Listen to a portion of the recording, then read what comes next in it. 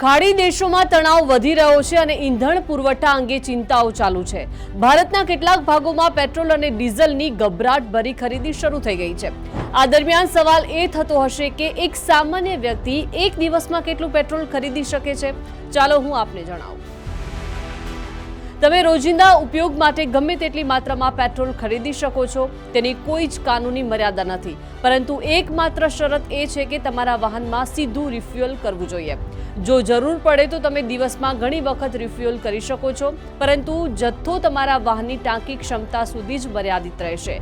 જ્યારે તમે અલગથી પેટ્રોલ ખરીદો છો ત્યારે પેટ્રોલ પંપ સામાન્ય રીતે 2 થી 5 લીટર જેટલું જ પેટ્રોલ આપે છે।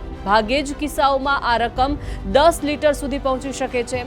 જો કે આ માટે તમારી પાસે માન્ય કારણ હોવું આવશ્યક છે। પેટ્રોલિયમ એક્ટ 1934 હેઠળ સામાન્ય પ્લાસ્ટિક બોટલોમાં પેટ્રોલનું વિતરણ કરી શકાતું નથી। આ હેતુ માટે ફક્ત માન્ય કન્ટેનરનો જ ઉપયોગ કરી શકાય છે, કારણ કે તે જ્વલનશીલ પ્રવાહીને સુરક્ષિત રીતે સમાવવા માટે રચાયેલ છે। જેને પણ મોટી માત્રામાં પેટ્રોલની જરૂર હોય તેને સરકારી લાયસન્સ અથવા પરમિટ મેળવવી આવશ્યક છે, જેમ કે જનરેટર અથવા કૃષિ હેતુ માટે। આ પરમિટ વિના આટલી મોટી માત્રામાં પેટ્રોલ ખરીદવું અને પરિવહન કરવું ગેરકાયદેસર માનવામાં આવે છે। પેટ્રોલિયમના નિયમો 2002 મુજબ કોઈ પણ વ્યક્તિ લાયસન્સ વિના ઘરે 30 લીટર સુધી પેટ્રોલ અથવા ડીઝલનો સંગ્રહ કરી શકે છે। આ મર્યાદા આગ અને સલામતીના જોખમોને ઘટાડવા માટે બનાવવામાં આવી છે।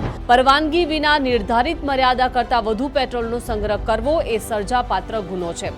આમ કરવાથી ભારે દંડ અને જેલ પણ થઈ શકે છે।